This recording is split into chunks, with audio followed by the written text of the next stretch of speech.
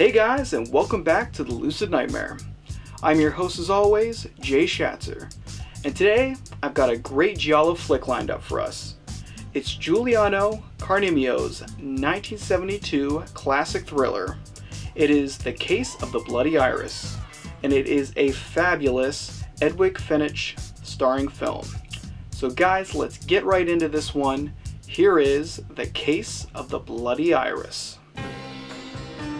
The Case of the Bloody Iris is a deliciously mysterious and super sexy Italian Giallo film, featuring the always beautiful queen of the genre, Edwig Fenech. Indulging in its sleazy style, the movie introduces us into a world of fervent paranoia, vibrant fashions, and death. From scrupulous characters to feverishly tense atmosphere, The Case of the Bloody Iris is a horror film with tumultuous style and titillating vigor.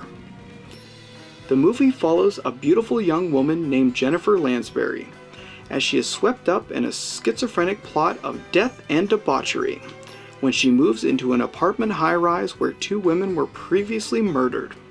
Stalked by her obsessed and controlling ex-husband, and surrounded by suspicious strangers around every corner, will Jennifer be the next woman to fall prey to the unknown killer, or will she be the one to crack the mystery of the still ongoing killings? Edwig Fenech takes on the role of Jennifer Lansbury, the gorgeous young woman who finds herself in a most dangerous situation. Mostly in a panic-stricken stupor, Fenech gives a sympathetic performance that intrinsically forces you to feel for her character. Extremely alluring and outstandingly mesmerizing, Edwig Fenech takes this film by storm, and she authentically projects that damsel in distress concept to full effect. Contrasting off of Fenech's admirable and honest portrayal are two male counterparts that serve to shake things up within the narrative and keep you second-guessing. Ben Cara takes on the dubious role of Jennifer's ex-husband Adam, a tremendously obsessed cult leader who will stop at nothing until Jennifer is once again his. Cara is straight-up despicable as the abusive Adam, and his inclusion and overall performance in the role is one that injects a fresh sense of paranoia and a substantially threatening presence. Adding to that uneasy tone is George Hilton as the subtly suave and vastly off-kilter Andre Barto, a handsome architect who has a phobia of blood. What's most interesting about the character of Andre is that there are so many clues to him possibly being the killer, so much so that it almost seems too obvious. He's incredibly charismatic, yet has so many screws loose and so many frequent instances that pin him to the murders that it borders on lunacy and throws the viewer for a loop when introducing new red herrings. Of course, that's the main attraction of these Giallo films, giving us hints and clues and then pulling out the rug from under our feet. And George Hilton's performance in The Case of the Bloody Iris is a great pivot point of the film. Being a Giallo movie, you would expect for the production to be jam-packed with sultry moments, hair-raising violence, and unabashed nudity, and in every single one of these aspects the film absolutely shines. The death scenes in The Case of the Bloody Iris are quite brutal in execution, while still being artistically impressive and unambiguously stylish. Traditional moments like drownings, razor slashings, and knife stabbings are all in abundance, and director Giuliano Carnimio does a wondrous job in capturing all of these deaths with an expressive eye and an obsessive flair.